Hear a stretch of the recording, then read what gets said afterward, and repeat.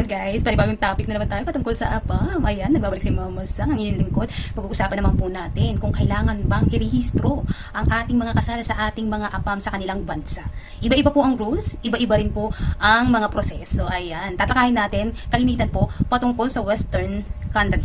Okay? Yan, magbibigay ako sa inyo ng mga tips at aking nalaman patungkol sa pagrerehistro ng ating mga kasal sa kanilang mga bansa. Umpisa na natin. Uumpisahan ko po sa bansa ng aking mister in Canada. Ayan. Taga-Canada po ang aking mister. Isa po siyang Canadian. Ayon po sa kanilang law o sa kanilang bansa, marriage that are legally performed in a foreign country are usually valid in Canada. And you don't need to register them in Canada. Marrying a citizen of another country may automatically make you a citizen of that country. Ayan, isa-isay natin. Ang sabi, marriage that are legally performed in a foreign country are usually valid in Canada. Ibig sabihin po, kinikilala ng Canada ang pagpapakasal ng isang Canadian kahit saang bansa sa buong mundo. Kahit saan pa siya nakakinasal, hindi man sa Pilipinas o sa ibang bansa man, kinikilala ng Canada ang kasal nila. Valid, ibig sabihin, hindi siya pwedeng magpakasal sa Canada. Kung sakaling lumipad na siya sa Canada at naiwan ang kanyang asawa dito sa Pilipinas, hindi siya pwede basta magpakasal sa Canada. Kasi pwedeng maghabol si Pilipinas sa embassy. Ayan. Kasi nga kinikilala ng Canada ang kasal at iginagalang yun ng Canada ang kasal na nangyari dito sa Pilipinas. Gets? And sabi doon, you don't need to register them in Canada. So, hindi na kailangan pang irehistro. Hindi mo na kailangan pang irehistro sa Canada kasi nga, kumbaga, automatically valid yun. Diba? Ayan. Ayan. And then, yung sinasabi na marrying a citizen in another country may automatically make you a citizen of that country. Yun naman po ay may process. Kasi kailangan pa yata mag-apply sa Bureau of Immigration about sa citizenship. Hindi naman agad-agad na porque kinasal tayo sa isang Canadian or taga-Canada, automatically citizen tayo. There's process. And ganun din naman ng mga foreigner nating asawa. Hindi rin naman agad-agad sila citizen na agad dito sa Pilipinas just in case magpakasal sila sa mga Pilipino, kung ano pa man yan. So, ayan ha. Hindi na kailangan pang irehistro sa Canada. Isunod naman natin si United States of America. Ayan, marami dyan. Mga Pilipino na kasal sa isang US citizen or sa isang Amerikana. Ayan. Ito naman ang sabi ng United States has no national registration of marriage, foreign or domestic. US state recognized marriage performed in other states and other countries. If your marriage was legally performed in the country or state where you got married, then the marriage is recognized in United States. Ayan, sabi, no national registration of marriage. Sa makatuwid, wala silang katulad sa atin na PSA na malalaman. Huwag tayo nag-stay no more dun kung malalaman na divorce ba or annulled or nagpakasal ba sa iba si magiging partner natin, di ba? Wala silang ganun. Ayan.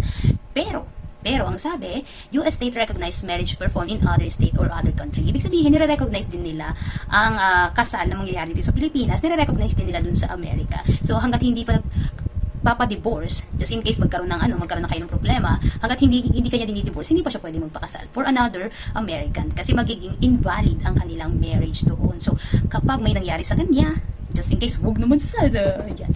At, syempre, parang iniwang ka na lang, diba? Tapos bigla nag-asawa dun sa abroad or sa US. Pag iniwang ka, syempre may mga benepisyo yan. Ikaw, ayan, sa'yo, mapupunta yon, hindi dun sa kasal niya sa Amerika. Kasi nga, invalid yun dahil kasal siya sa'yo bago sila nagpakasal, diba? So, pwede kang maghabol at another topic na naman yan, pero yun nga, pagpatuloy natin.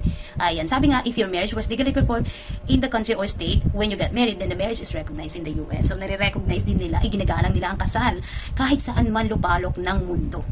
Nire-recognize ng US ang kasal ng isang Amerikana or Amerikano kahit saang bansa. Alright? Okay, sunod naman natin si Australia. Naku, apakadami. Apakadami rin naman talagang nagpakasal ng mga Pilipina at Pilipino sa mga Australiano. Ayan. Ang sabi naman ng Australia, overseas marriage cannot be registered in Australia. However, the marriage will usually be legally recognized in Australia. If it's legal recognized in the country you were married, it will be considered legal if the marriage has taken place in Australia. So, ganun din, nire-recognize din nila. Ang sabi, overseas marriage cannot be registered in Australia. So, hindi rin natin kailangan irehistro sa Australia, alright? However, marriage will usually be legally recognized in Australia. So, kahit saan bansa nagpakasal si Australiano, i-recognize o kikilalanin ng bansang Australia na ikaw ay nagpakasal sa ganitong lahi. I-recognize nila. Legally recognized. Kung recognize dun sa bansa na yun, si Australia din, okay na okay tayo. Ganun. At ito naman, syempre, ang Europe or UK. Ito naman sunod natin. A marriage abroad will be legally recognized in the UK providing it was contracted according to the law of the country in which it took place. There is no requirements or facility to register the marriage in England afterwards. Ayan, ang sabi ni UK, hindi na daw kailangan irehistro. Sabi, marriage abroad will legally recognized in UK. Ibig sabihin, nire-recognize nila din at tatangkilikin or igagalang nila ang kasal na nangyari sa ibang bansa. Sa isa nilang kalahi. So, ibig sabihin, recognize din nila. And wala silang, hindi na kailangan ng requirements kasi wala rin silang facility or katulad natin PSA na kailangan mo pang irehistro ang iyong kasal. So, walang ganun. Pero, yun na nga yung sinasabi ko, di ba? So, just in case na may mangyari at meron kang mga benepisyong matatanggap dun sa asawa mo, wag naman sana. May mangyari sa kanya, yun nga, namatay siya, is meron kang mga matatanggap na mga benepisyo. Ayan naman ang tatalakayin natin sa susunod. Pero hindi ko alam kung isa ha, pero ito, meron country, sa western country, na kailangan mo inirehistro, medyo mahigpit sila. Ayan, kung ikaw ay kinasal sa isang German, ayan, sa Germany kasi, if you marry abroad, you need to have your marriage officially registered in German as well. To do so, you must submit an application for certificate of marriage to the relevant civil registry office. You will also need to present your marriage certificate and if necessary, a so-called apostille. So, ayan, kailangan mong irehistro ang iyong marriage contract sa Germany. Sa pagkakaalam ko ha, syempre, talagang sinerge din naman natin to. Sa pagkakaalam ko ha, kasi before pandemic, kailangan pag kinakasal ka sa isang Germany dito sa German, dito sa Pilipinas, kailangan irehistro ang inyong kasal doon sa Germany para i-recognize. Kasi pag hindi na-rehistro doon, hindi ma-recognize. At before pandemic, kailangan dalawa kayo pupunta sa Germany para irehistro nyo yun, ang inyong kasal. Ganun siya kahigpit noon. Pero since na nagkaroon ng pandemic, sa pagkaka-search ko ha, since na nagkaroon ng pandemic, is nagkaroon na ng open ang embassy ng German or ng Germany dito sa Pilipinas yung embassy nila nag-open na sila na pwede ka mag-submit ng application. Kayong dalawa ng mister mo kung nandito siya sa Pilipinas, pwede na kayo dito mag-submit ng application and then sila na ang magpa-facility or magpapadala dun sa Germany.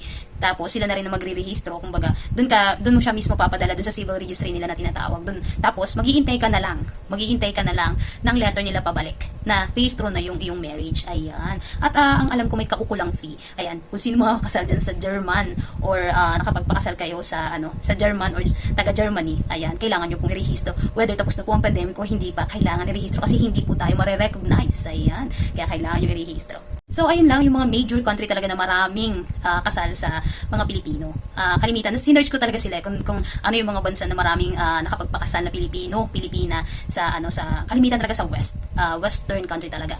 Pero dito sa Asia, katulad for example, sa China, sa Japan, kailangan mo i-rehistro din ang iyong kasal. Kahit nagpakasal ka dito sa Pilipinas, kailangan mo siyang i-rehistro dun sa bansa nila. Kasi parang pag Asian country, parang meron tayong mga sarili nating pasilidad na parang PSA. Ayan. Sa West kasi, masyado silang bukas, masyado silang open. Kaya parang okay nang okay. Parang ganun.